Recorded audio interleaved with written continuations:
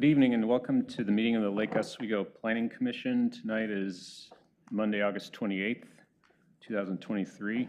Christina, will you please call the roll?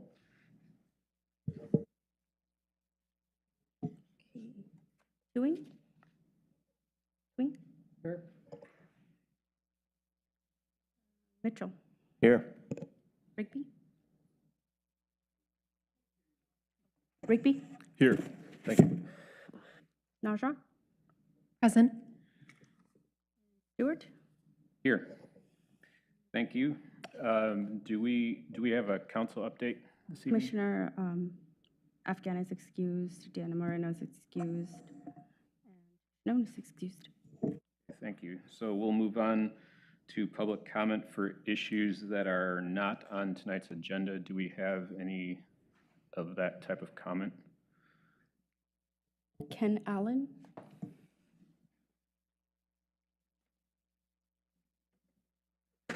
Good evening. My name is Ken Allen, and I'm a Palisades neighbor.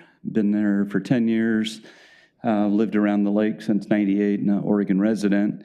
What I wanted to bring to your attention was the property located at 17979 on Stafford Road.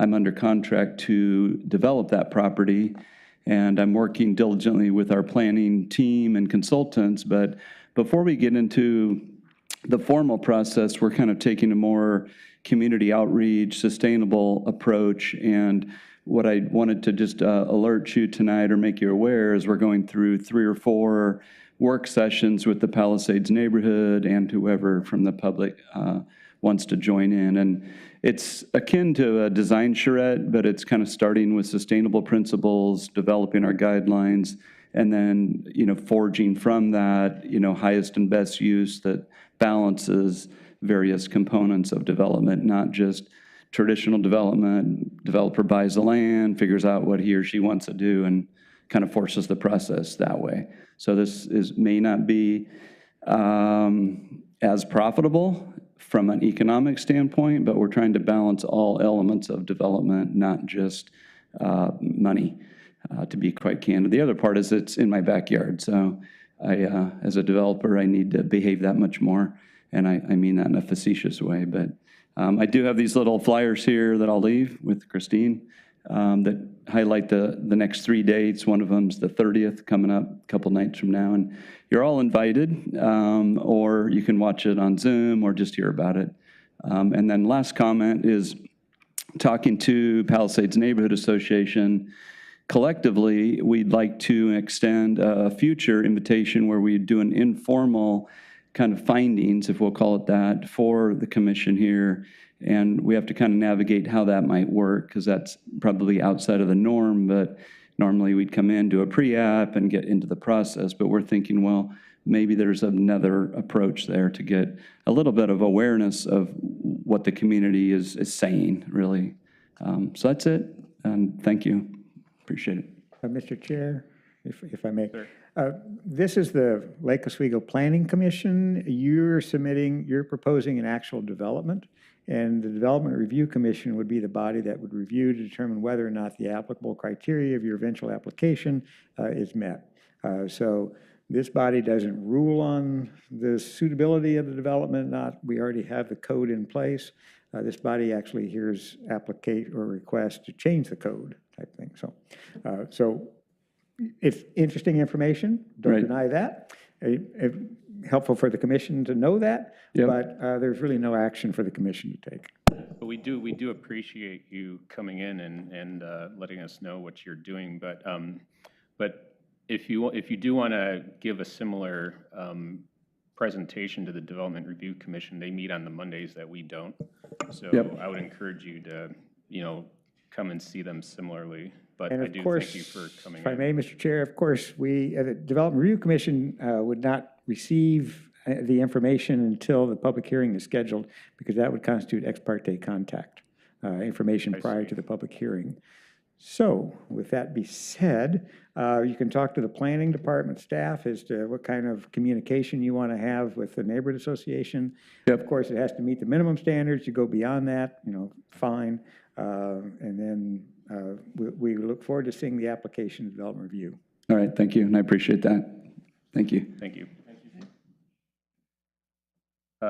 Christina, is there any other comment? Okay, thank you.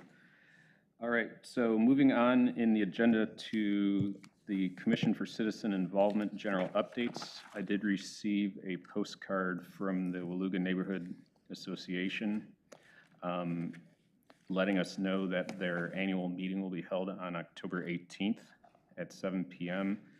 And that will be located at the OSL Church, 15751 Quarry Road.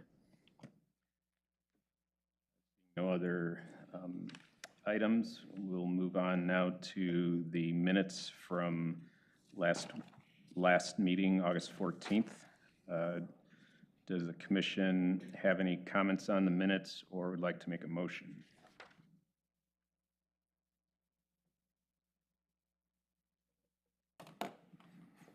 Would the commission like to make a motion?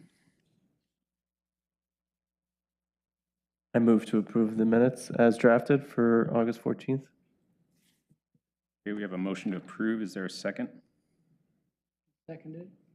Okay, motion and second. All those in favor say aye. Aye. Any opposed? Motion carries 5-0. Thank you. Moving on. Next, we have the public hearing. This is for the housing needs analysis, LU 23-0023. Public testimony will be accepted at this hearing. And this is a hearing to consider adopting an updated housing needs analysis to meet the requirements of Oregon House Bill 2003, HB 2003. Staff coordinator is Erik Olson, and I know Mr. Boone, you would like to make a statement. As far as the process for Yes. the public hearing, certainly, Mr. Chair. This is a legislative decision. The Planning Commission will review the legislative proposal and make a recommendation to City Council. This legislative decision must comply with any applicable state law as well as any applicable statewide planning goal or administrative rule adopted pursuant to ORS Chapter 197. The public hearing process will be a presentation by staff, then testimony will be received from the public. Individuals will be allowed up to 5 minutes. Recognized neighborhood association, homeowner associations, government agencies, or other incorporated public interest organizations will be allowed up to 10 minutes. These time limits do not include time taken by questions from the commission or responses to those questions. Testimony by attorneys, representatives, and witnesses on behalf of or which are part of the presentation by a person shall be counted within that person's time limit. Any person in attendance may cede his or her time for testimony to another person, but in no case shall the person's testimony be increased to greater than 10 minutes. At this point, I would like to ask any commissioners if they need to declare any financial conflicts of interest. Seeing none, with that, Long Range Planner Erik Olson with the staff report.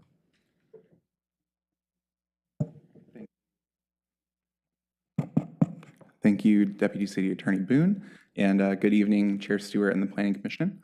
We're here tonight to conduct a public hearing for the 2023 Housing Needs Analysis Update, which we've been working to develop with the help of our project consultants at MIG and Johnson Economics for the last year or so. Just some warning, I might use the acronym HNA instead of a housing needs analysis, just to save some breath here. We last updated the housing needs analysis in 2013, and as we've discussed at previous Planning Commission meetings, we're required to do another update to the housing needs analysis by December 31st of this year. So the housing needs analysis is really intended to establish the baseline housing needs for the city to consider as we move forward to address those needs through our work on the upcoming housing production strategy. Council first prioritized this work back in 2022 as a part of their 2022 goals and initiatives. And that included continuing the multi-year work plan to complete work on key housing initiatives, including HB 2003 compliance. So this is a goal for 2023 for the council as well as a Planning Commission goal to continue our multi-year work on this project. So tonight we're joined by Sarah Walker, Chair of the Housing Production Strategy Task Force, as well as Matt Hasty, who is joining us remotely, project consultant with MIG. Both Sarah and Matt will be helping me present this evening.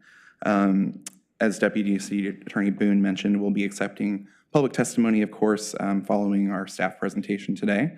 And then the Planning Commission will be tasked with making a recommendation to council basically on whether to recommend approval of the updated HNA, really looking at whether we conducted the inventory of buildable lands and analysis of housing need per state statute appropriately.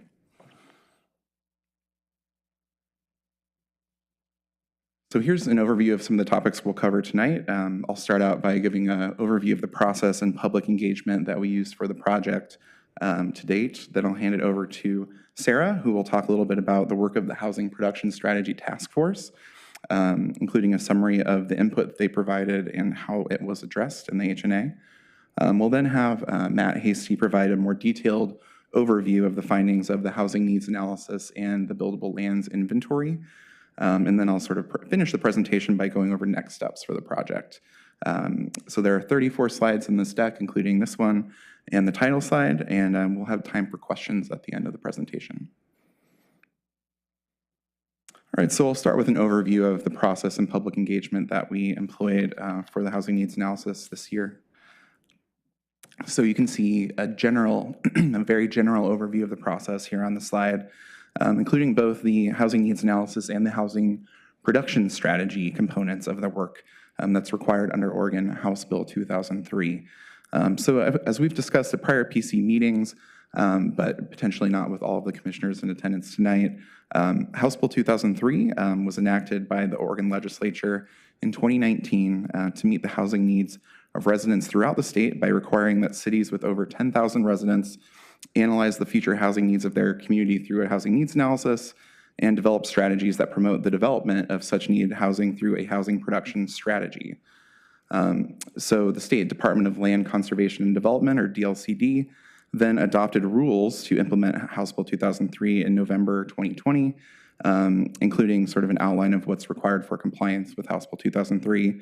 And those are now contained in Oregon Administrative Statutes, or Oregon Administrative Rules, 660-008-0045 through 0070. So as I mentioned earlier, these rules essentially required the city of Lake Oswego to adopt a revised housing needs analysis by December 31st of this year, 2023. So we then got to work, responding to the rules last summer. We started really by looking at an in-depth projection of the city's housing needs, or really looking at the demand side of the equation when it comes to housing here in the city, as well as inventorying the buildable lands supply in the city, so really analyzing more of that supply side as well. We then went out and sort of conducted a round of public outreach when we had draft versions of each of those documents, both that housing needs projection and the buildable lands inventory. Just really wanted to take sort of draft versions of those documents out to the public, make sure that we were on the right track, and that we could respond to any concerns that popped up through that outreach. So we then reconciled those two sort of pieces there, the supply and the demand, after we heard from the community, into the residential land needs analysis. And this is all sort of outlined. All these pieces are contained within the housing needs analysis report that is included as an attachment to the materials today. So that report is really intended to be a foundation for the city's work to develop a housing production strategy, which is really the next step in the process here, which is going to work to identify, or to address the needs that we identify in the housing needs analysis. So that's kind of a general overview. Looking a little bit more specifically at some of the work that we've been doing, you can see that we sort of got going in fall of last year with the project kickoff. We started doing work pretty soon thereafter on the housing needs analysis and residential buildable lands inventory, and started reconciling those things with some public outreach in spring of this year. So you can see that we're sort of in the segment of the project related to the final housing needs analysis report, and we're at the Planning Commission hearing in August, as you can see on the slide there. And I guess I should mention that in order for the HNA to be adopted, it would have to be adopted by City Council at a subsequent public hearing scheduled for October 3rd. So basically, after the adoption of the HNA, we'll get going pretty quickly on the housing production strategy phase of the work, making sure that we can move quickly enough to meet the deadline for that component of the work, which is December 31st of next year, 2024. So at the bottom of this chart, you can see that we've woven community engagement throughout the different aspects of this project, and we'll propose to continue to do that. But I will talk a little bit more in depth about what that looks like here. Of course, Sarah will talk a little bit more about the Housing Production Strategy Task Force, but they held 3 meetings to weigh in on the housing needs analysis. We also had 4 different Planning Commission meetings, an online open house between March 31st and April 24th that was open, kind of a survey, online survey that folks could go and fill out if they weren't able to make it to the Housing Needs Analysis Community Forum, which we conducted remotely on April 6th of this year. Much of that open house and the community forum, as well as a meeting each of the Housing Production Strategy Task Force, Planning Commission, and City Council, were really to get feedback on draft versions of the HNA that we're looking at today. So at this point, we revised them according to the input that we received at that time. And that should bring us up to speed on the public engagement that we use. I'll now hand it over to Sarah Walker to talk a little bit more about the task force. Thank you, Eric. Thanks, Eric. Good evening, Chair Stewart, members of the commission. My name is Sarah Walker, and I was selected to be the chair of the Housing Production Strategy Task Force, which was established by resolution of the City Council in June of last year. So the goal of the task force was to assist the city with the work in order to ensure that there's compliance with Housing Bill 2003. Sorry. And the task force was later appointed fully by council resolution in October of 2022 with the responsibility of providing guidance to staff and the Planning Commission as the city identifies housing needs and develops the strategies to address those needs, as well as recommending outreach strategies, comprehensive plan amendments, and any other actions that are needed to develop a housing production strategy and implementation plan.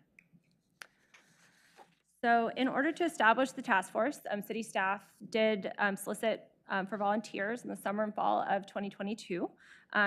There were 56 applications that were received, and in selecting members, the focus was on achieving diversity amongst the community representatives, including those who experienced difficulty finding housing in the city. So ultimately, 20 individuals were selected, and the membership of the group is incredibly diverse. We have members with a wide range of backgrounds, different careers, from professionals that are in the building industry to students, service workers, even retirees. We also have members that have different relationships to housing, those that are renters or owners, some that have struggled to find housing, people that have lived here their whole life. We have representatives from the 5 different city boards and commission, including Chair Stewart, and the Development Review Commission, the Diversity, Equity, and Inclusion Advisory Board, the Transportation Advisory Board, and the 50+ Advisory Board. We also have a city council liaison, who's Mayor Buck, and we have a representative from the State Department of Land and Conservation and Development. There's one rep and one alternative that ensures that we're on the right track and kind of provides some oversight and guidance. And so we consider this diversity to be a major asset of our group, kind of providing a variety of kind of aspects, feedback through the process. So as Eric mentioned, we've had 3 meetings. Our kickoff meeting was December 16th of last year, and we used that meeting to establish the organization and management of the task force. We kind of received information about kind of what Housing Bill 2003 is, and reviewed kind of the work plan. This was the meeting in which I was elected to be chair, and Casey Adler was elected as vice chair, and we adopted bylaws for the committee. Our second meeting was in March of this year, and we focused on kind of reviewing the draft capacity analysis as well as the draft buildable lands inventory. Our most recent meeting was June 23rd of this year, and at that time we looked at the public outreach that had been done to date and what kind of the community was relaying back through the survey and other outreach efforts, and we looked at the revised drafts of those documents that we had seen in March. Our next meeting is scheduled for October of this year. I'm going to go over a few of the key themes and topics of conversation that have come up amongst the task force members as well as the kind of larger community.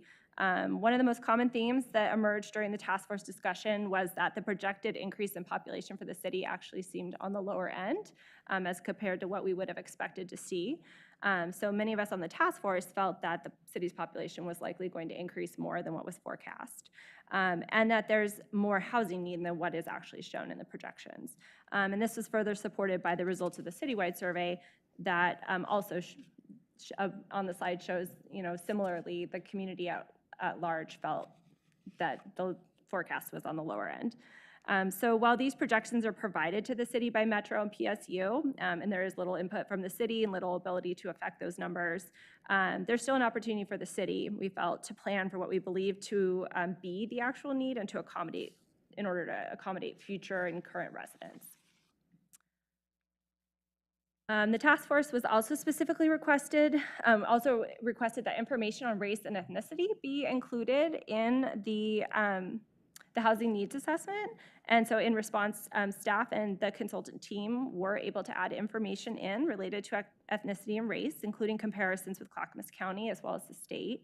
And these results are summarized on the slide before you, and they do reflect that the city's population is roughly 80% white, 1% Black, 8% Asian, 9% two or more races, and roughly 5% of the population identifying as Hispanic ethnicity. And this this makeup reflects that while the city's racial composition is becoming more diverse, especially as compared to 2010, it's still less diverse than many other cities in the state and even the county. So the task force also did provide input related to the boundaries of the analysis that's being done.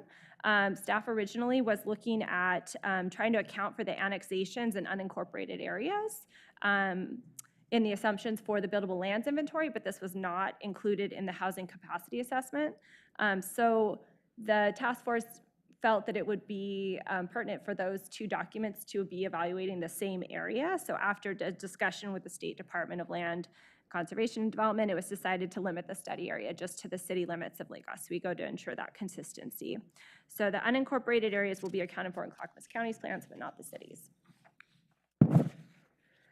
The task force also had input regarding the assumptions about how much middle housing could be counted or produced throughout the city.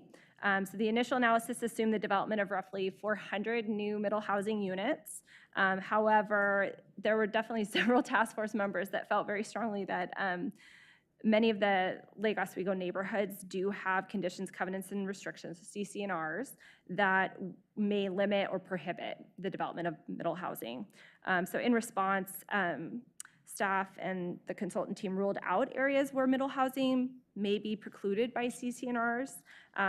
This is areas, planned developments or planned unit developments, PUDs, and lowered the assumed amount of middle housing development in the city from 3% to 1%, or roughly 200 units.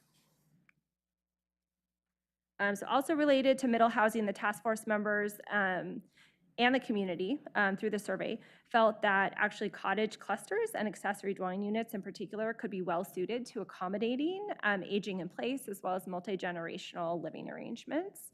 And as you can see here, roughly 50% of the survey respondents were also interested in cottage clusters and stated that they would like to see more of them in the city.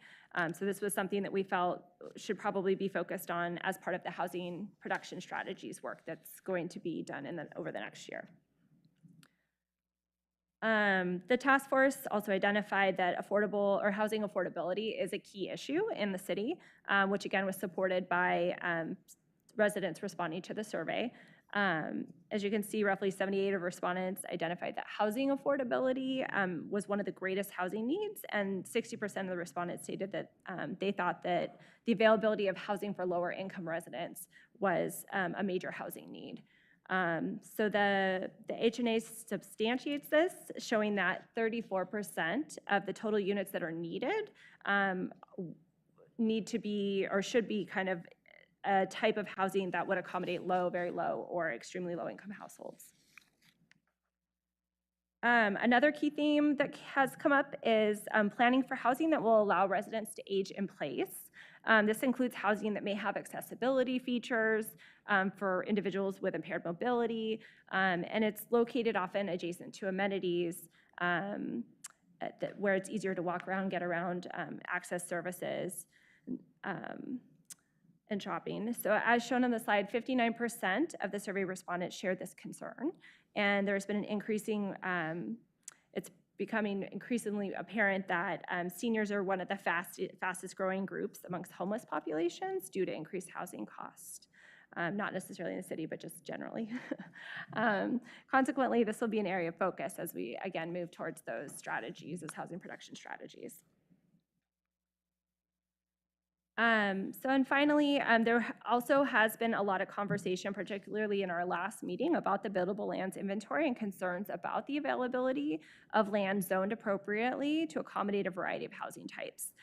So for example, there's a concern about how much developable land exists within the city that is not constrained or already developed, meaning that it has access to existing infrastructure, it's not within a flood or hazard zone, that the land is available and not too costly to develop, or an area of conservation or has hazards. So while there is existing opportunity across the city for the development of single-family housing, there is little to no viable areas for multifamily housing on land that is vacant. So this, again, is going to be something that the task force wants to look at in more detail as part of the housing production strategy work that we will be doing in order to kind of better analyze existing land resources as it compares to the existing supply, and how the city can promote and encourage the development of a variety of housing types to ensure housing and population diversity. All right, so I guess now we'll hand it over to Matt Hasty, who's joining us remotely this evening. So Matt, are you still here?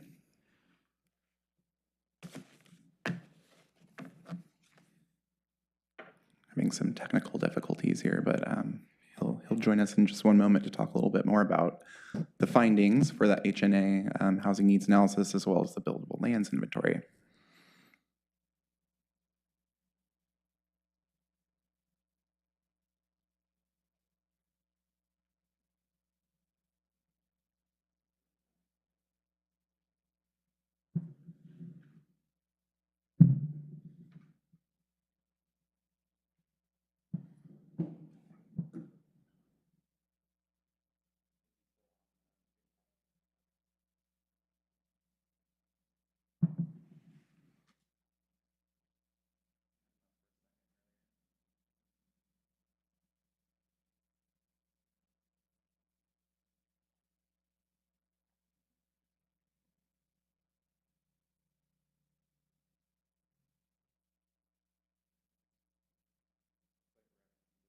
Hearing him still?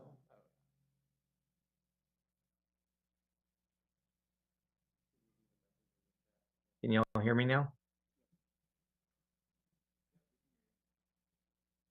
We can hear you, Matt. Yep. Oh, you can. Excellent. Okay. Yeah, I'll skip ahead Great. to your portion of the slides.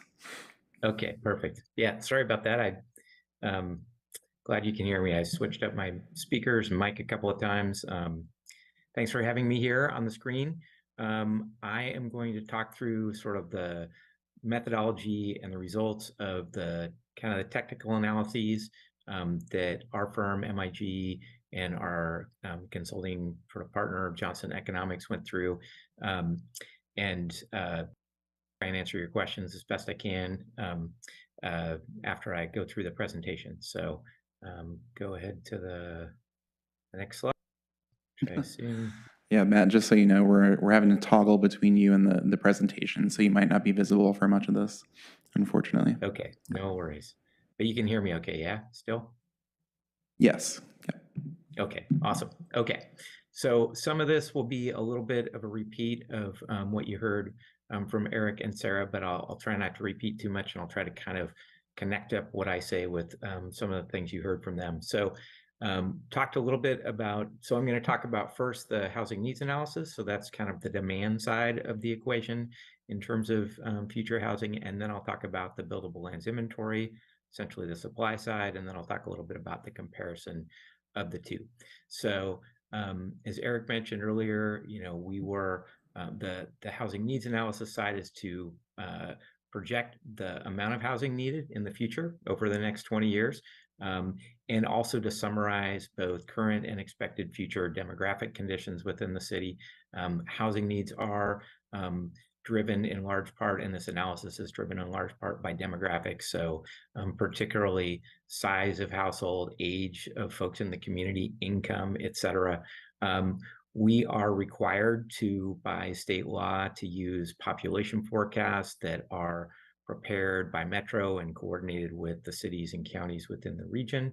So you heard some comments about that, and I'll talk a little bit more about that a little bit later.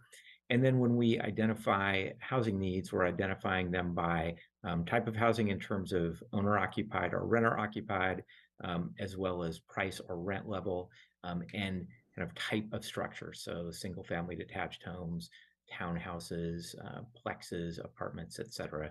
So I'll talk more about that as we move through, but those are some of the sort of key points of the analysis. So next slide, please. So in terms of kind of what you've seen in population growth over the last 20 years and what's being projected over the next 20 years, over the last 20 years, the city's grown by about 1% per year. But the Metro Regional forecast is projecting a pretty low rate of growth over the next 20 years, 0.05% per year, which translates to a pretty small number of new residents. At the same time, we are also projecting a decrease in the average number of people per household or per housing unit. So that does then translate into a higher projection of needed new housing units, new households and needed new units. So even though we're only projecting a really small percent increase in the population, about 1%, we're actually projecting about a 10 or 11% increase in the number of new households and housing units. We're projecting kind of what's considered a healthy vacancy rate of about 5%. That's about what you have now, and we're projecting that sort of stays steady over the next 20 years, or is the same, in 2043. So next slide, please. This just gives you sort of a snapshot of some current housing conditions in terms of what percent of folks own their home, which is about 71%, what percent rent their home, 29%. As you might expect, kind of owner households tend to be a little larger and live in homes with more bedrooms. Rented units tend to have fewer bedrooms, 2 or fewer. And when you just kind of look at the types of housing units in the city now, the part of the chart on the right is sort of showing you that most of those of traditional, I'll say, single-family detached homes tend to be occupied by people who own the homes, 81%, and the rest by people who rent. Whereas kind of the bottom part of the chart, apartments or 5 or more units tend to be more often occupied by folks who are renting those units, 59% and 6% owners, and then kind of a mix for townhouses and plexes to some degree, although the plexes tend to be more often rental housing than owner occupied. So next one. In terms of the forecast of future need, again, projection is about an 11% increase in the needed number of new housing units, which translates to about 2,000, just under 2,000 needed new units. Sarah mentioned earlier kind of issues around middle housing and what we might expect to see being developed in existing neighborhoods, but there is a projected need for that form of housing and just sort of other forms of attached housing and smaller units. And that's partly based on the cost of housing, the size of households, and the income of households that are in the city now and expected to be in Lake Oswego in the future. So we are expecting to some degree a shift towards a larger percentage of some of those types of units, at least in terms of the new units that are built over the next 20 years or so. So next slide. And also, as Sarah mentioned, housing affordability is a significant issue for folks, and This is just a breakdown of the number of new units needed for people in different income ranges. And as she mentioned earlier, about 34-35% of these are projected to be needed for people with low, very low, or extremely low income. So that's essentially below 80% of your area median income. And that income varies by household size. So it's, but that's kind of where the lower income households end up.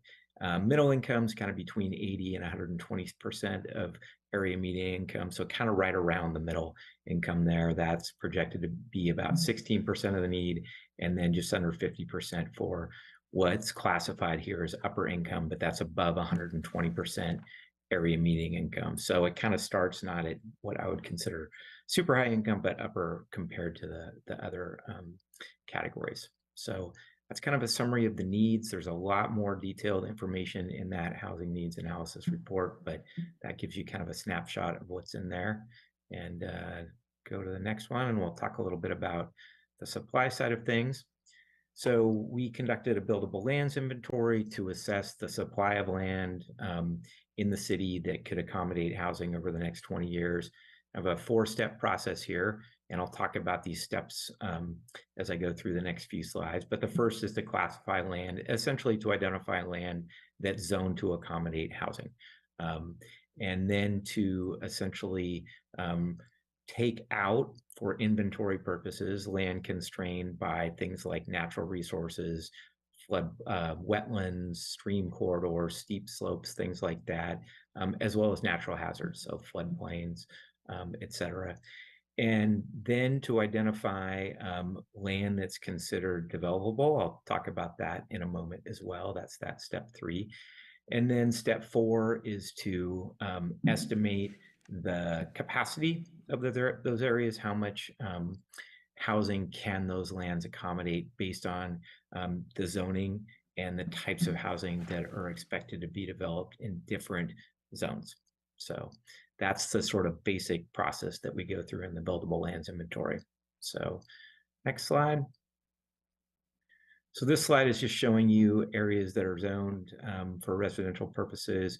We're also, as part of this, we look at land in mixed use zones, and we make some estimates about the percentage of land in those mixed use areas that would be developed for housing versus some other type of development, commercial or retail development. And that really depends on kind of what the primary use of the zone is and what types of housing are allowed and things of that nature. So we do include capacity both in residential zones, but also mixed use zones. Next one. So again, we look at areas that have some type of environmental constraint, and this map just shows you what some of those types of areas are. So again, land on slopes that are 25% or more. Now, it's not to say you absolutely can't develop some of those properties, but we do discount them to be conservative, and because there are constraints in terms of developing in sloped areas. Same thing, floodplains, habitat benefit areas and conservation areas and resource protection areas, generally associated with streams and wetlands. So all of those get sort of taken out of the estimated supply or capacity for our inventory purposes. Next one. And then we classify land by whether or not it's vacant. So are there, structures on it? And we have kind of a cutoff. We look at assessor's data, and anything that's got improvements of less than $20,000, excuse me, in value, we assume is essentially vacant. It might have a very small structure, but not a home on it typically. We also look at partially vacant land. So those are properties that may have a home on them or some development, but they have enough space and they're zoned to potentially accommodate additional housing. And we sort of look at a couple of different categories of those properties. Anything that's less than 2 times the minimum lot size in a zone, we call that developed. So even if it has enough space, maybe for another home, if it's less than 2 times the lot size, minimum lot size, we call it developed. If it's between 2 and 5 times the minimum lot size, but it has a building that's worth less than, or improvements worth less than $200,000, we consider that partially vacant. We assume it can accommodate additional development. And then if it's 5 times the minimum lot size or more in a single family, in a residential zone, we call that partially vacant as well. And we assume there is some capacity for additional development. Anything else we consider developed. So both of those types of land are included in the inventory, vacant and partially vacant. Next slide. This just sort of shows you some examples of properties that might fall into the vacant category versus the partially vacant category. So you can see the yellow ones are the partially vacant. They have some homes on them, but they have enough room to accommodate additional homes. You could potentially have somebody kind of building, for instance, on the one kind of top middle, developing a flag lot, having a second home in the back. So it's got enough space to be able to accommodate some additional development. And we subtract out a certain amount of the lot to accommodate the existing home. But that does fall into that category. And that's pretty much consistent with how the region and other cities also look at that kind of situation. So next one. So I'll kind of review some of this information on the next slide as well, but this table in the bottom just kind of summarizes the capacity for new housing on the lots in the inventory that are either vacant or partially vacant. And kind of bottom line, what you see in the kind of bottom row left number, capacity for about 1,000 new units. So those are kind of spread out between single family detached homes, middle housing units, some of which can be built in some of those lower density zones based on your zoning, and then multifamily units. And then next slide. So this is a summary of the comparison of the projected demand for new units and the amount of capacity on those lands that we included in the inventory. And I think, bottom line here, for each type or category of zone, we look at what's the projected need and what's the supply look like, and found essentially a deficit in each of those categories. So there's an overall deficit of about 900 units or 100 acres based on the average densities of development we're assuming for this analysis. You see deficits under each of these areas. So deficit for kind of land zone for all types of housing in this case. So next one. And this is, I think, going to be my last slide, this next one.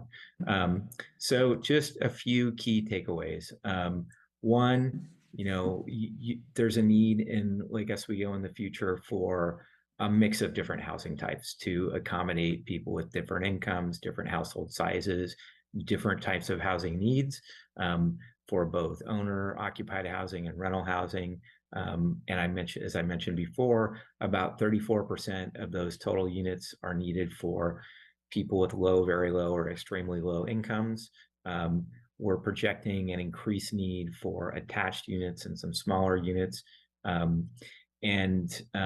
I think, you heard from Sarah that one of the comments from the task force, and I think we would not disagree, is that that buildable lands inventory may actually be overestimating the supply of land, even though we're still seeing a potential deficit in land. The state's got some pretty strict rules on how you go through that buildable lands inventory analysis. And certainly in the short term, even where there's a vacant parcel, that doesn't mean somebody's ready to develop or sell their parcel for housing. And so in the short term, especially, some of those properties are really not available to meet those housing needs. It's assumed they are developable over the 20-year planning period, but even then you may not see all that land develop. I mentioned a deficit of land overall in all categories. So the next kind of step in the overall House Bill 2003 process is to go through that housing production strategies process. And that's where we really start to dig into, okay, given what we're seeing here in terms of the need for different types of housing and this deficit of supply, of land, what are some of the strategies the city can undertake to address those needs and address those deficiencies and some of the barriers that Sarah talked about earlier. So that's really kind of the next step. I think I would say that, there's, in terms of the land supply issue, there's a few specific things. One is to look at development in some of those unannexed areas and how you kind of proceed with that. Another is, are there ways to use your land more efficiently and increase the capacity of what you have? And then the third, at some point, is to look at expansion of the urban growth boundary through the regional process. So those are things we'll be talking about in the housing production strategy, as well as a variety of other strategies to accommodate and meet specific types of housing needs. So it's kind of next step, I think, and the task force people are anxious to kind of get to that part of the process. But this analysis kind of focuses on what's the need, what's the supply of land, and how do those sync up, or in this case, they don't sync up super well. So I will acknowledge that, and I'll stop. I think Erik's going to cover next steps. And then again, I'll be happy to answer questions if I can a little later. Great, thanks, Matt. And yeah, I just wanted to, before we move on, just mention that we did receive a comment from a member of the public. We got 2 emails from Jean Dahlquist of the Housing Land Advocates. They've been sent to members of the Planning Commission as Exhibit G1. Those emails point out that we did not, in the housing needs analysis, go through and identify the specific ways that the city will be responding to the needs identified in the housing needs analysis. I think some of this is due to the fact that up until recently, housing production strategies did not exist. So housing needs analyses did include a sort of really brief summary of essentially what Matt just mentioned, that there are different strategies that we could be looking into and consider, but essentially not to commit to any single strategy. We did, have a brief discussion of these different options in our last housing needs analysis that was adopted in 2013. But yeah, because we're now required to develop this housing production strategy per the new requirements of House Bill 2003, we opted not to include much discussion of the different options that we have to meet those the deficit that the HNA identifies, because we really see the HPS as the appropriate forum for having that discussion. So we intend to more fully consider those strategies through our HPS work in the coming year or so. Of course, we could go through and identify, 3 to 5 different moves that we could make, but ultimately we are being tasked with analyzing about 100 strategies through the housing production strategy work. So we really wanted to vet this in more depth than we would have in our previous HNA processes, considering that we have this new HPS component. So we felt it was a little bit premature to talk about those solutions, but as Matt mentioned, there are options that we'll have to be considering for the HPS that would address the deficit identified in the HNA. And as Matt mentioned, because we did find a deficit for all 3 types of land, both low density, medium, and high density, or all 3, simply doing one approach, rezoning low density land to high density or something of that nature won't necessarily address all of the needs that we're identifying here. So we're going to have to use a variety of different approaches, and it's not necessarily a straightforward exercise. So we certainly have our work cut out for us in the housing production strategy. And it's a little bit too early to commit to anything specific in terms of those, but I'm happy to answer any questions about that testimony that we received. On to next steps. This will be my last slide. We are moving forward in this HNA adoption component of the project here. So, of course, we're here at the Planning Commission hearing today. If you make a recommendation today, we would be considering findings at the next meeting on September 11th. If that is approved, then it would go forward to a hearing at City Council on October 3rd. So that's specific to the housing needs analysis adoption. The next phase really is looking at evaluation of existing housing strategies, and that's kind of the first step in the HPS process. So we intend to convene the task force again in October to get some of their input, and then coming back to the City Council and Planning Commission again in early November to talk about some of the initial analysis that we've done to evaluate our existing strategies and think about what more can be done from the city's point of view. So with that, I will conclude the presentation and we can address any questions. Thank you, Eric, and all of the presenters this evening. Before we move on to public comment, does the commission have any questions for staff? Go ahead. Thank you, everyone. That was a great presentation and really laid it out. I have sort of an overarching question on the projections. And I'm going to cite the numbers that I think I read and I memorized, but correct me if I get them wrong. We're required by law to use Metro's projections in this analysis. Metro's projections were 1% growth effectively for the next 20 years? Actually 0.05% 0.05 per year for the next 20 years, yeah. And with a total increase in population of just, I think, a total increase of just over 1%. Just over 1%. The period. Yeah. Okay.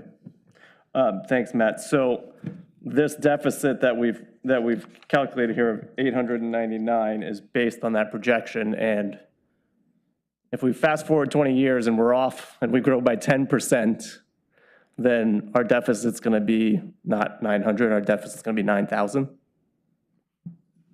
So a couple things I would say. One, although the projected increase in population is pretty small, we also projected a reduction in the average size of households. Mm-hmm. So we projected actually a 10% increase in housing units rather than the 1% increase. So that kind of balances things out at least a little bit. So that's one thing I would say. Okay. And then the other thing I would say is that you all, as a city in the metro region, are required to update this analysis every 6 years. So you won't be waiting, 20 more years to, kind of take another look at this. You'll need to be doing it every 6 years. So I think that, despite those sort of really low projections, it's not like you're going to kind of wait around for 20 years and see where that deficit lands. You're going to be taking a look at it sooner, and probably even sooner than that. The last thing I would say is that the state is going through a process of sort of changing how those projections are made. It's outside of the Portland metro region. The Department of Land Conservation and Development will be kind of taking over that projection process. Inside metro, I believe it's still going to be metro that goes through the process, but there will potentially be some changes in how those population projections are forecasted. So I just want to kind of note that too. So I think, short answer is you're potentially right, but it really depends on a number of different factors. Sure. Yeah, I mean, that was, my concern here was, especially if I saw the poll, I'm not sure how you feel personally, Matt. I'm not sure how staff feels, but if we all think that Metro's projections are way under, should we be doing, I know this is what's required by state law, but should we be doing more? The 6-year recap thing is good, and Matt's explanation, I think, of reducing house size kind of covers the gap a little bit, may be enough, but that was my concern. Yeah, I mean, I'll give you again kind of my opinion, and that's that you should be talking to Metro. I think everybody in the region should be talking to Metro about those projections, and you need to update this analysis every 6 years. Metro goes through a process of updating its projections I can't remember how often they do that. The projections we were using, I think, were from the last update, which took place somewhere between 2018 and 2020 in terms of their forecast for growth rates. So they'll probably be looking at kind of redoing their forecasts and that distributed forecast even sooner than that 6 years. And I would just highly encourage you all to be, to strongly participate in that process. They do have conversations with all the cities in the region when they go through that distributed forecast process. But yeah, absolutely. I think you should be talking to them and not waiting not waiting 6 years. I would encourage you to do that. So hopefully that helps. Yeah, should our, what we end up adopting, should we have a footnote, or should we have something in there about, we think these projections are low, and we want to make sure we follow up on Metro's updates and revisit if we have to, just sort of as a reminder? I think it would be a perfectly legitimate thing to include some language in the reports that say something to that effect. And we often do include language like that in these reports if that's what we're hearing from the community. Sure. We've been going through these across the state over the last couple of years, and this is a comment that we hear pretty frequently, I will say. And so we often do include some language that says, hey, these are the forecasts we're required to use, but there's a lot of sentiment that growth could easily be higher than this, or if there was more housing and land to accommodate it, that you could easily kind of, there would be a market for that housing. There would be a demand for that housing. So I think, yes, we could certainly add some language similar to that to the reports, if you'd like us to do that. Thank you. Yep. Just another response, I guess, to that is that, we can also accommodate for some of that gap, if you will, in our housing production strategy work. As we pointed out, I think we've identified that there's some work to do just to meet the capacity that's identified, much less to present new strategies to meet this deficit that we're talking about. So just to unlock the existing capacity, there might be some additional measures that we might want to recommend as a part of that work that might go above and beyond just addressing the deficit.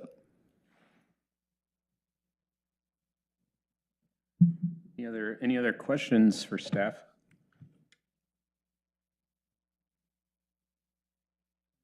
I saw you. There you go.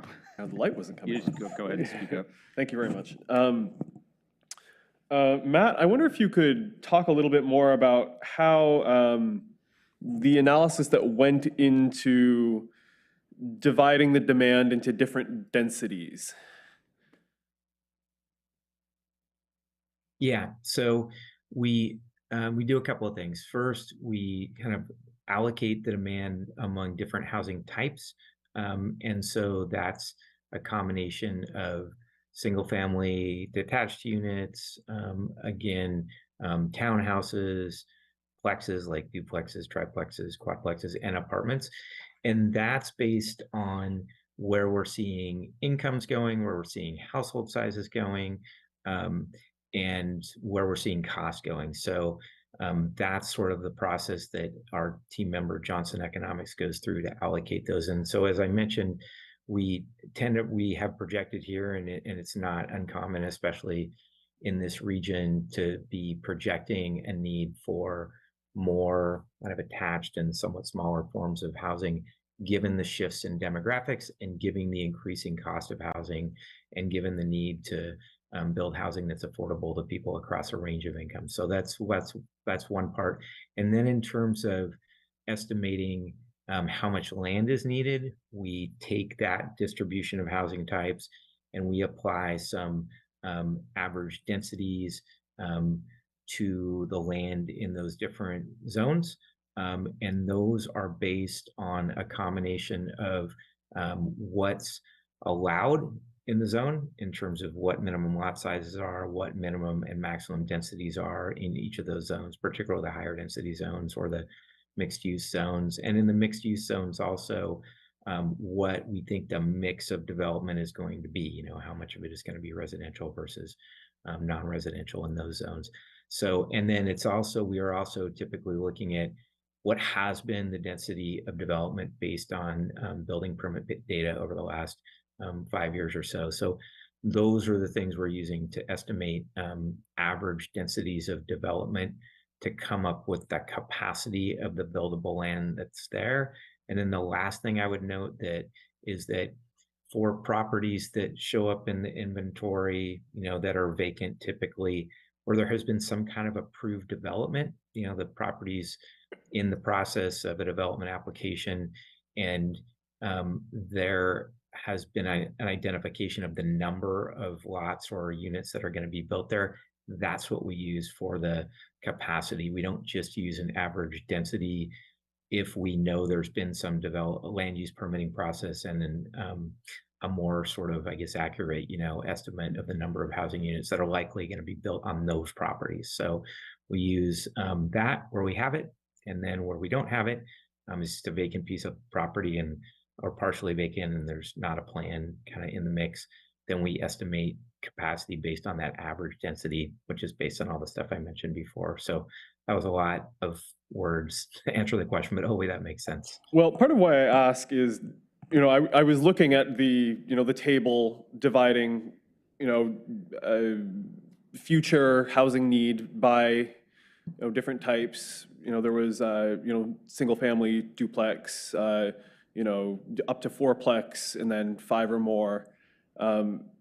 And I noticed that in, say, duplex, that included something like, having an ADU or, renting out a basement as well. And, then the division between 4 and 5, isn't there, in terms of, you just said that the determining criteria for, those needs is income, household size, and rental costs or, buying costs.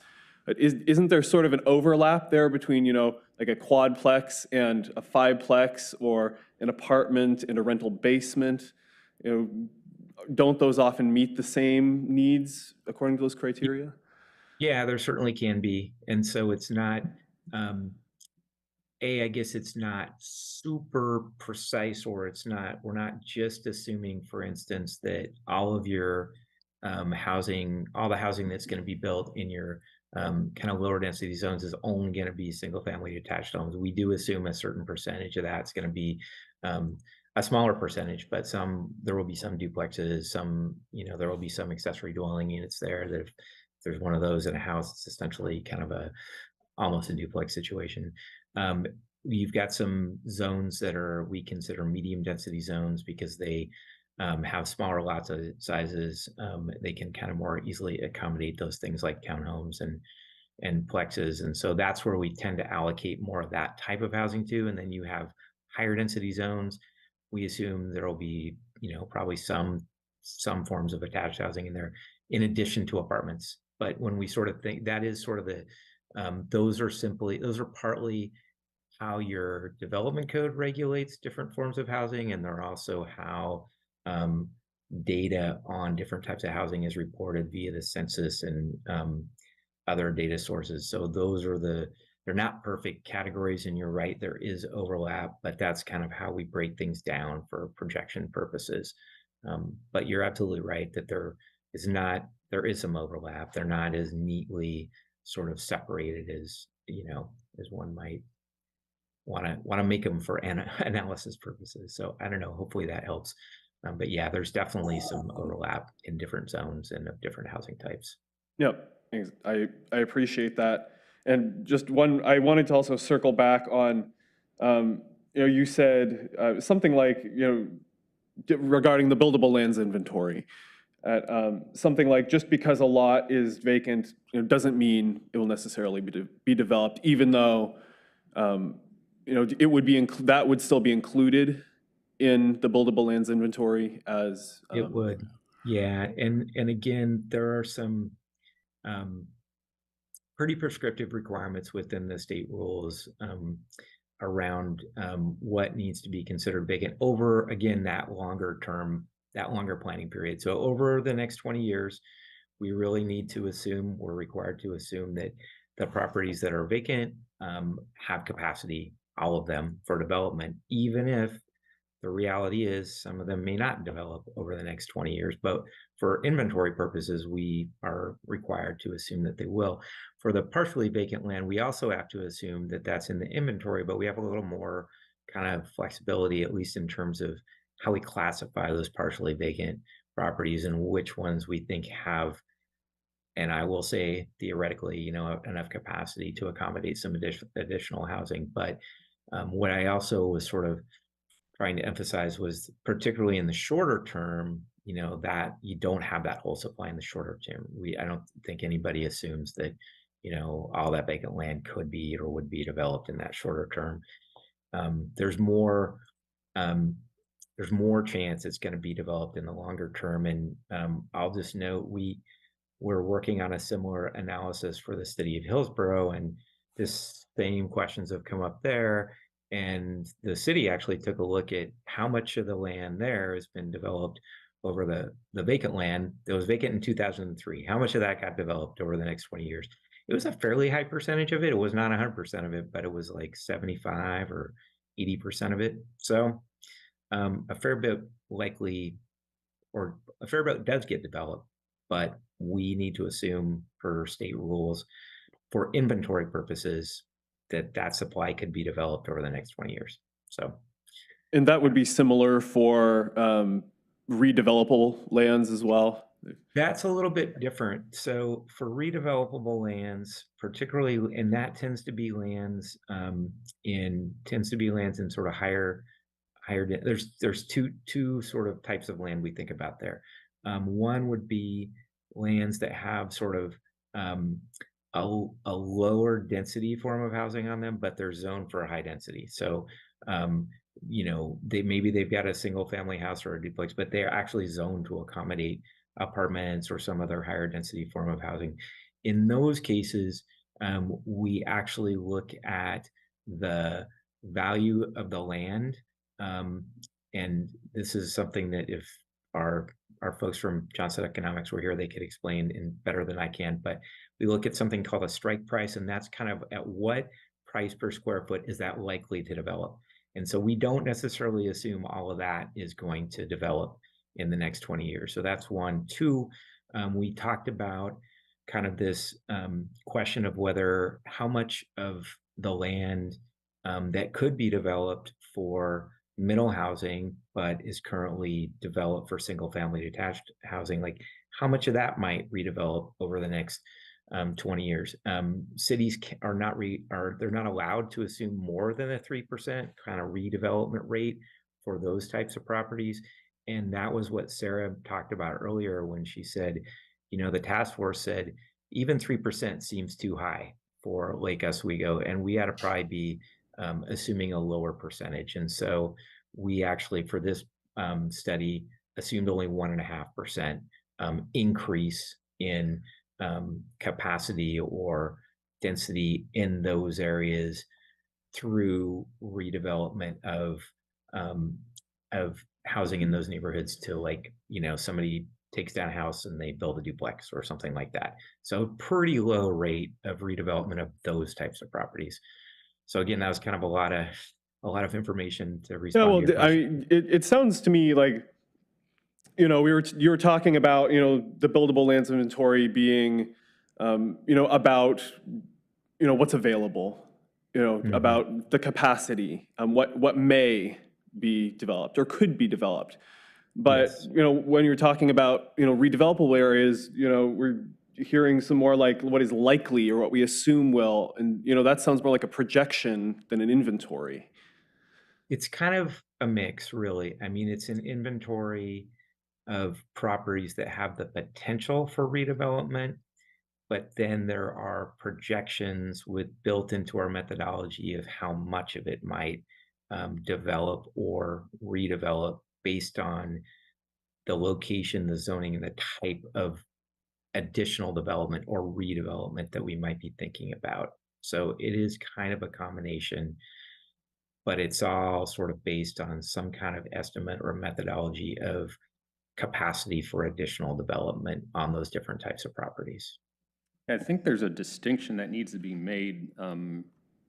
We can inventory what's buildable, but we don't know what's available, right? So when it comes to availability, you just have to project, right?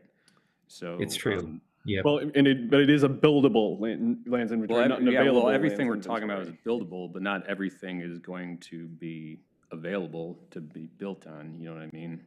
But that's not what we're inventorying, right? Right. But as far as sort of projecting what's available to build on, we can only make educated guesses, and that's where I think redevelopment potential comes in, because it stands to reason that the more something is developable, the more likely it'll develop. I mean, maybe, maybe not, but that's sort of a reasonable guess, right? So that's kind of how I look at it. Yeah, and I guess I would add that, we're looking at both the inventory of buildable lands as well as the capacity to produce housing. So we're not just looking necessarily, when we're talking tonight, at least, we're talking about both of those things, kind of looking at both sides of the demand supply equation and how they kind of reconcile. So we might just kind of be confusing terms here. Yeah, and I don't want to get into too much discussion because, we still need to hear from the public and, go through the Well, process. I'm just trying to kind of stay on these guidelines that, when we set out on, when this was introduced tonight, it was said there are strict statutory requirements. We are following those requirements.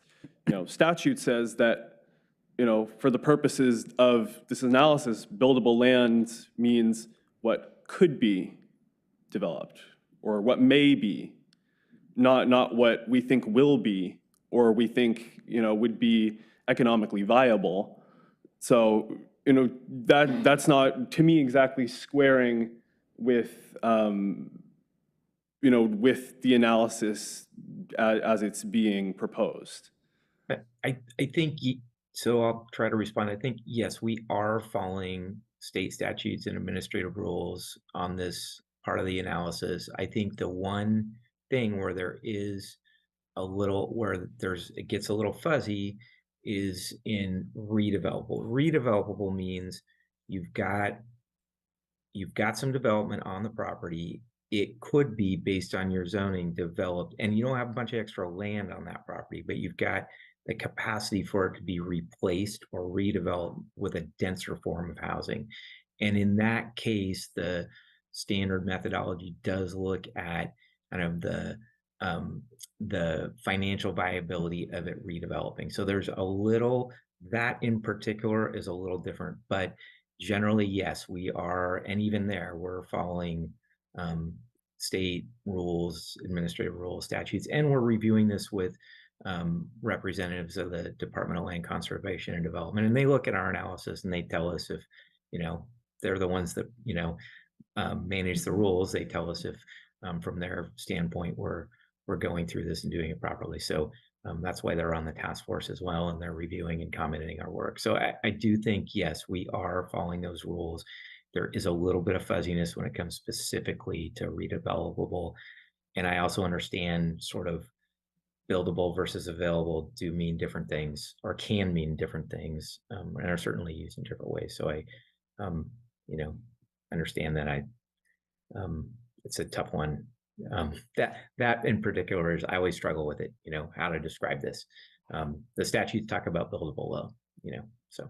Yeah, I think I just reinforce that by saying, the buildable lands inventory is one step of this process, but when we talk about this, we don't necessarily talk just about the inventory, because it's just kind of the larger landscape that we have to define per state statute, and then we kind of go from there and refine further, again, based on state statute.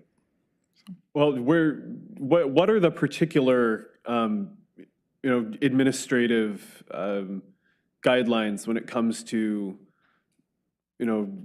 bringing availability into buildability? It's really primarily related to, again, how you discount lands that are potentially constrained. How much land might you need to accommodate things like roads and other services? There's not a lot of flexibility, and a little bit in terms of, again, how you define partially vacant land.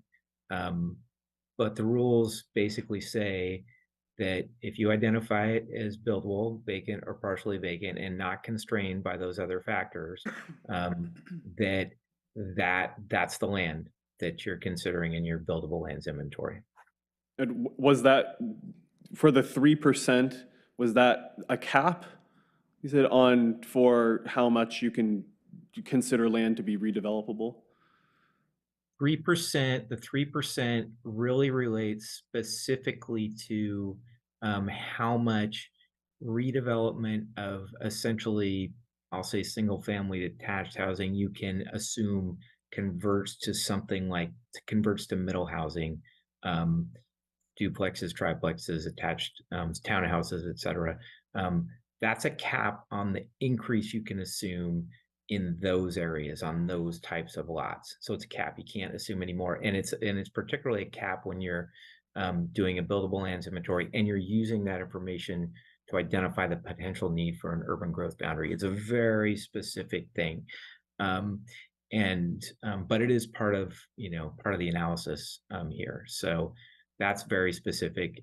In terms of some of the other types of redevelopable land I talked about, again, you've got a property that's in a high density zone that could have an apartment building on it, or right now it's got 2 homes on it. There's not that same cap, and that potential for redevelopment is more often looked at based on the value of the property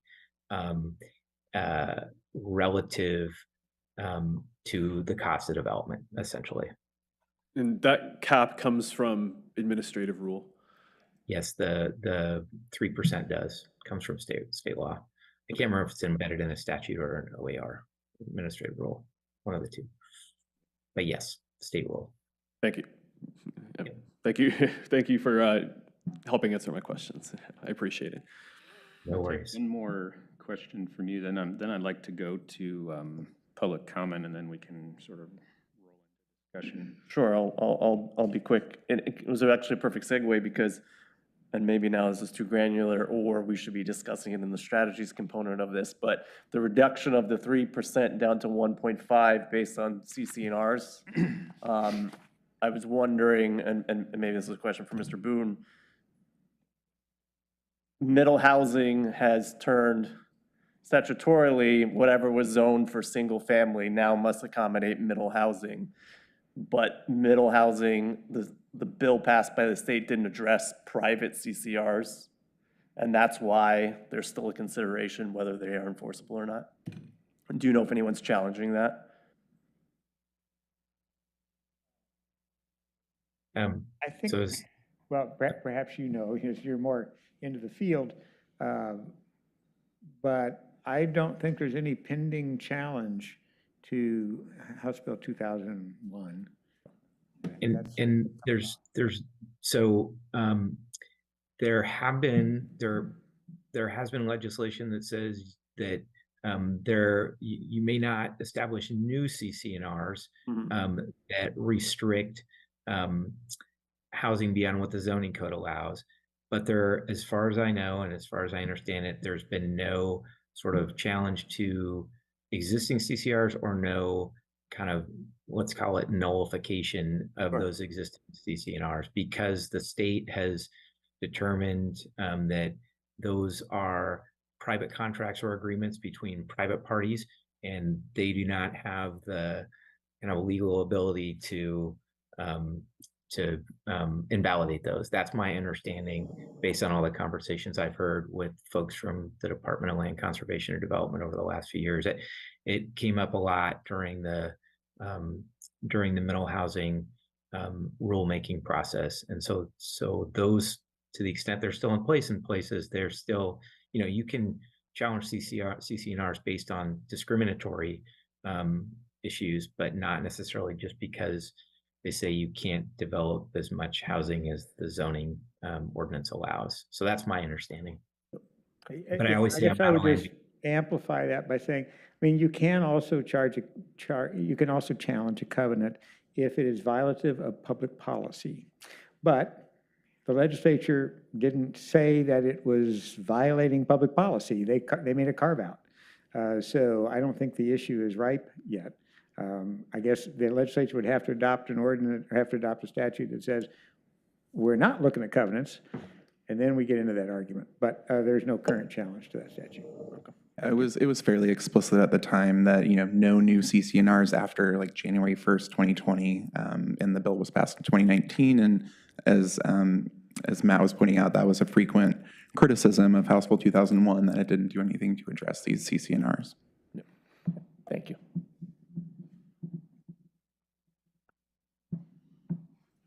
Okay, Christina, do we have anybody that wishes to speak? It looks like they may be signing up now. Okay, we'll wait a moment.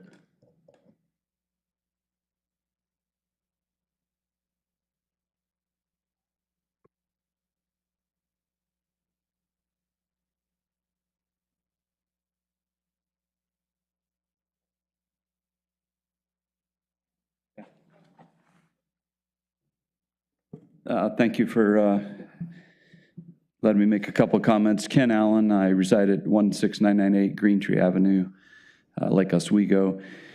I wasn't really going to say anything because I am in favor of, in multiple cities, the analysis that is going on. But as you guys are debating, two gentlemen here debating the legitimacy of actual units and available lands, we're running into this as a private developer.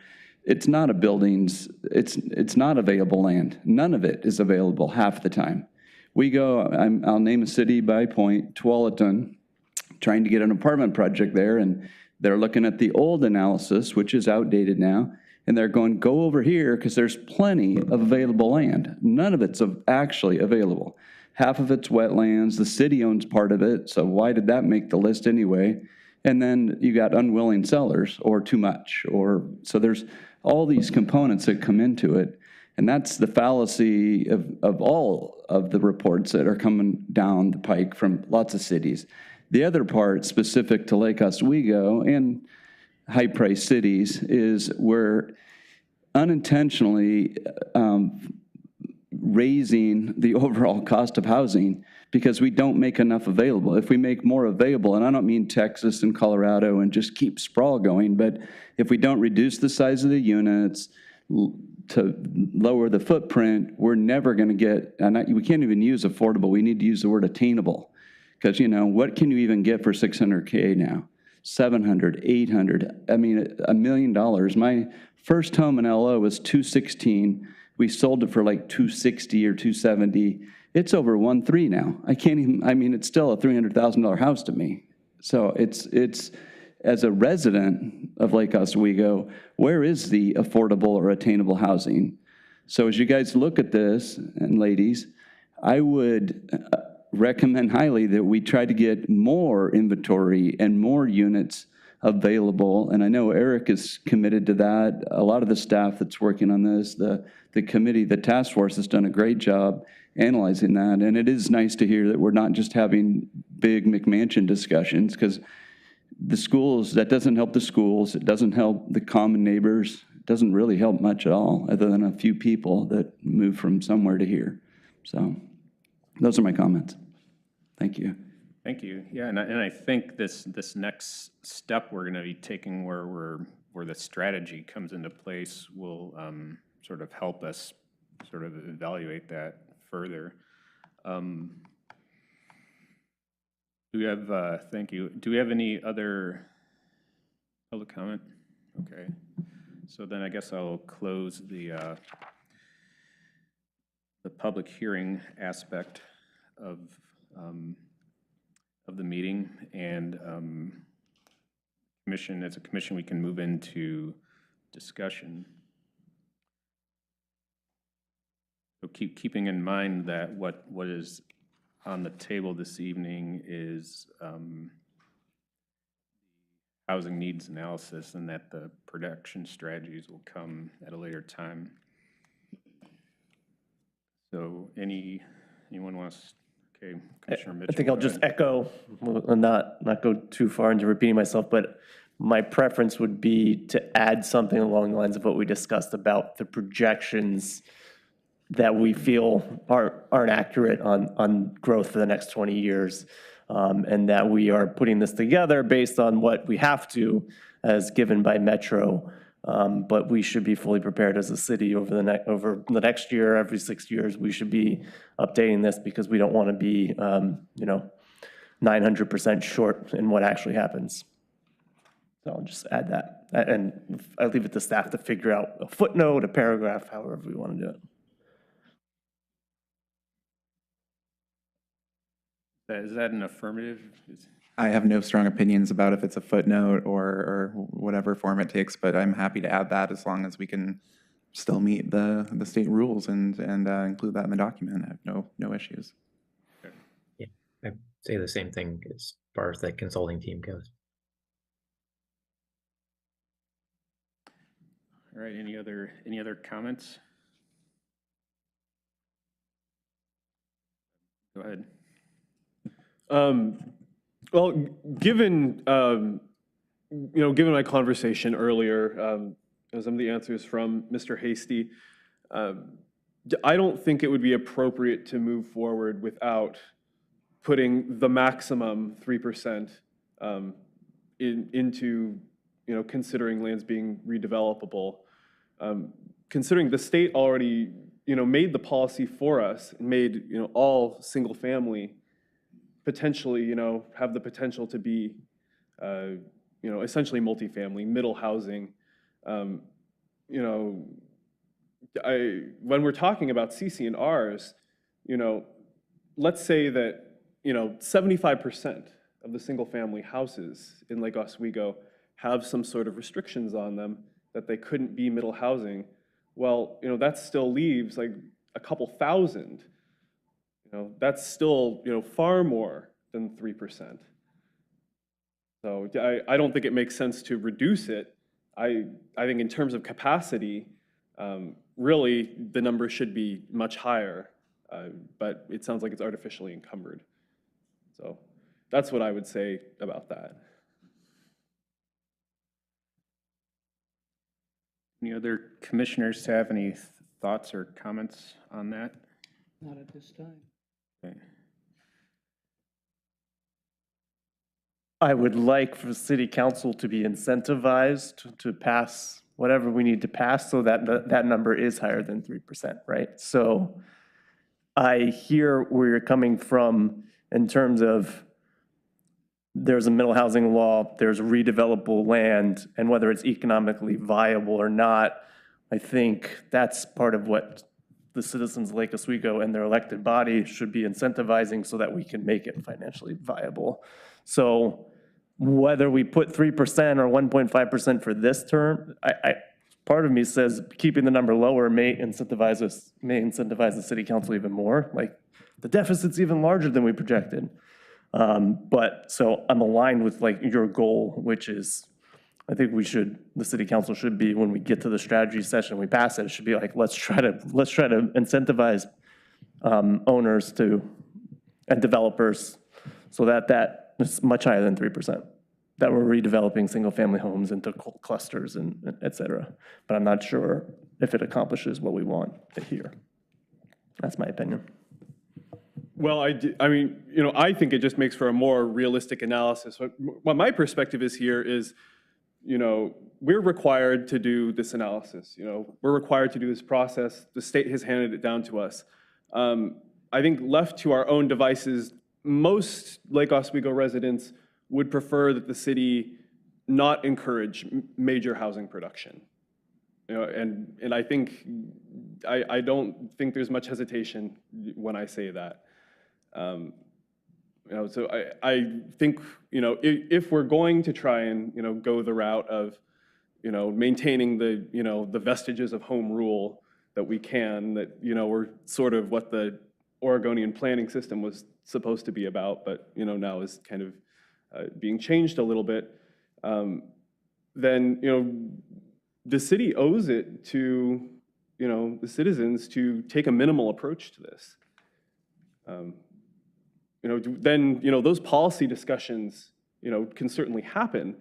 But I think in terms of, looking at this process that, the city is constrained into doing, that, that we should comply, of course, but keep it to that.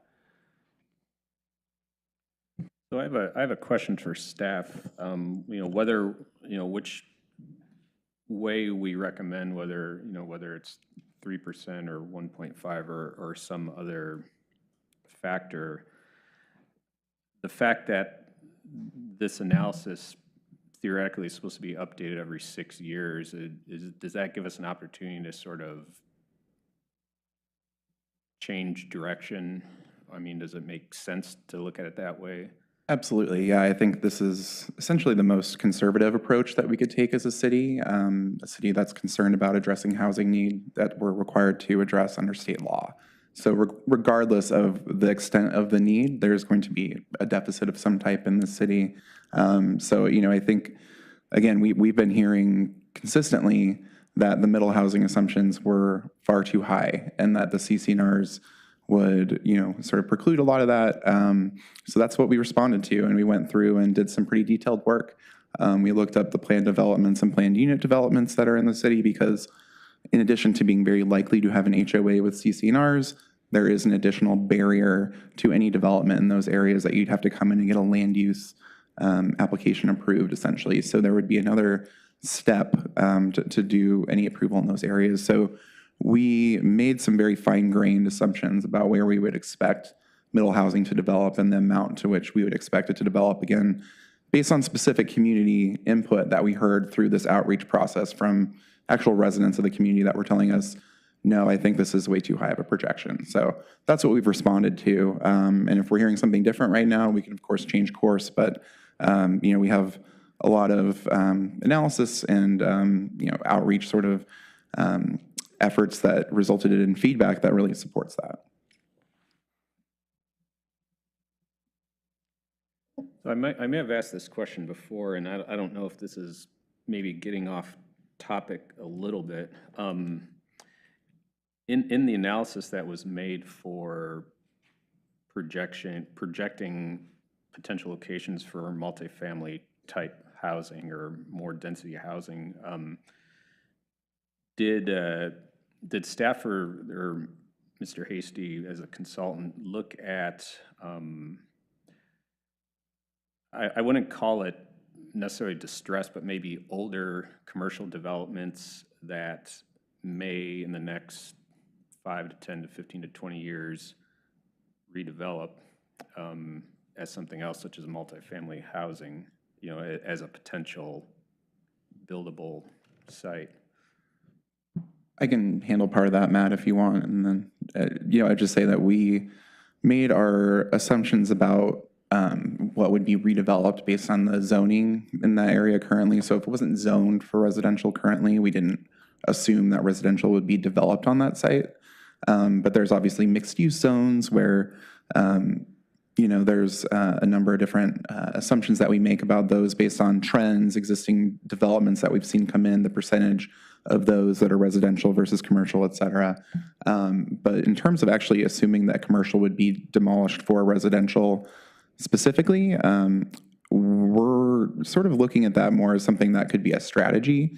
We're not assuming that that would happen because a zone change would be required, but certainly there is potential if the city were to make a policy decision to zone that differently, to approach it as a strategy and look at that as a way to meet our deficit. Yeah, and I was assuming that it would be more, that sort of strategy would be more geared towards, like you're saying, a mixed use or a neighborhood commercial site that allows that sort of development, not something where location or zone doesn't make sense. Right. But, I think we had, as Matt pointed out also, there's certain assumptions about what is vacant or partially vacant, et cetera. So it's likely that if there's a large office complex on a property that it did not come up as vacant. Yeah, that's all correct. We did also sort of talk about potential for conversion of commercial to residential, and that tends to be a very expensive proposition, and often just ultimately not feasible from a cost standpoint because of how much it costs to do those retrofits or those conversions. But as Erik said, we sort of start out with looking at what's zoned for residential or mixed use, then we apply what's vacant or partially vacant, and then if it's a mixed use zone, what percent do we think would be developed for residential versus commercial? So it's kind of the process we went through. All right, maybe I can get sort of a sense from members of the commission how everyone feels about, keeping the percentage, the same versus Commissioner Rigby's suggestion of changing it. Just, thoughts, yes, no, why? I mean, just informally here as we're sort of trying to get to a motion. I think that I might not have articulated the point very well, but I'm correct that having it at 1.5%, we are projecting a larger deficit, right? If we get to use 3%, the smaller deficit. So to me, in my opinion, projecting a larger deficit by keeping the percentage lower is more of a spur to action. Hey, this deficit, like I want the deficit to be as large as possible as projected so that city council acts. So I would keep it at 1.5%, even though I sort of agree with you on where your logic is at the end of the road. Thank you for sharing that, and thank you for bringing up this piece of the data. I would support changing it to 3% on the condition that we include the footnote that this needs analysis is likely not reflective of where we may be in the future and is essentially going to be the benchmark for passing the class rather than acing it. Okay. Jim, thoughts? I'll go with the majority, whatever that is. Okay. Well, I'm on the fence. I don't know if we will. What other, so there's that. Do you want to make any more comments, Miles, or on that? Or, I mean, I know your position. I mean, I can. I think just to, one thing I'll say is, we've been sort of talking about how this is an artificial process in a way. Like we have to follow, what the state says in terms of population growth. But that really goes the other way too. If there's a 1 foot by 1 foot rock in the ocean and there's one person standing on it, well, that's all the room there is. You can say, well, there'll be plenty of people coming by who would like to live there, but that's the fact of the matter. So now if you put down another rock, well, you've increased the capacity. That's sort of what I think we're looking at here is, if we have an analysis that says, the population is going to grow by so much, then, so we need to build this much housing. Well, it's kind of circular logic, right? It's a self-fulfilling prophecy. We need more housing. There are going to be more people, so we build more housing. We build more housing. Well, that allows there to be more people. So what comes first? Is that sort of what you're getting at? Exactly. I guess what I'm getting at is, we can catastrophize and say that, we're going to have this huge deficit. They're going to be, we're not going to keep up. There are going to be 9,000 people who don't have housing in Lake Oswego. Well, we're not going to have 9,000 people wandering the streets looking for a house. They just won't have moved here. They won't have come to the area. They will have gone somewhere else. So I think we don't need to catastrophize about, and say we really need to go above and beyond here to, cram in as much as we can. I think, we need to look at that as, the state is, telling us to do something, and, we should do that, and then, look separately at, if there's an organic movement from the citizens who are saying, hey, I want these certain policies. And I think, putting it at 3%, that lowers our, assumed deficit, and so that's a more minimal approach. I guess I would just point out quickly, we'll have to substantiate this in our findings, and our research, did not substantiate a 3% growth rate. A lot of the outreach that we conducted did not substantiate that growth rate. So we would want to feel sound. If people said, where do you expect this 3% growth to occur? How are we actually going to meet this need? We have no control over CC&Rs. That's not something that the city can actually step in and make a policy decision about.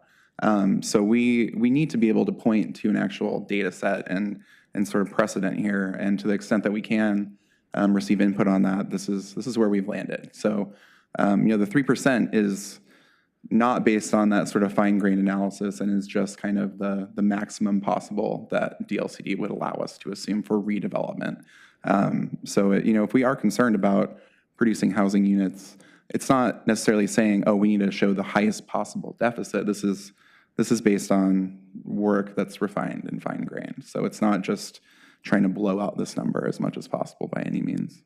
Yeah, I think in the, I really do appreciate your sort of take on this, but I think in the end, the one thing that sort of staying the course will do is it's gonna force us to be more creative about where we find a solution. I think if we modify this and it's something like 3% or whatever it ends up being, I think the approach can be more lackadaisical in the end, and it's just the document's not going to be very usable.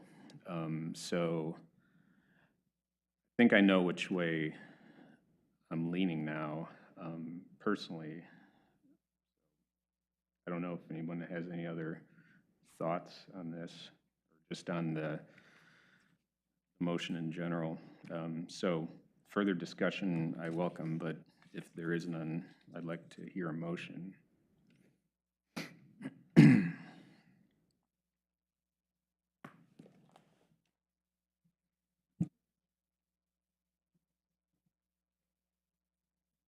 not going to move to approve it, so. I'll move to, Well, before just so the commission knows, that anyone can make a motion,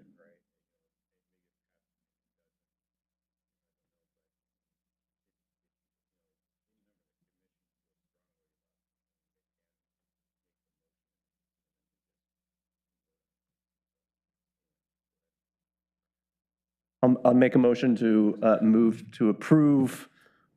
Well, these are not facts and findings and conclusions, are they? What's the terminology yet. for these? Yeah, No, it would be to tentatively Recommendation. approve the proposed housing needs analysis that we're going. to tentatively approve the proposing house needs analysis, subject to my personal comment about the footnote, which I think other folks agreed on, and with the percentage cap at 1.5 as currently drafted. Okay, so there's a motion on the table. Is there a second? I'll second that. Okay. All right, so the motion's on the table. Is there any other discussion? Okay, seeing none. Christina, will you call the roll? Okay.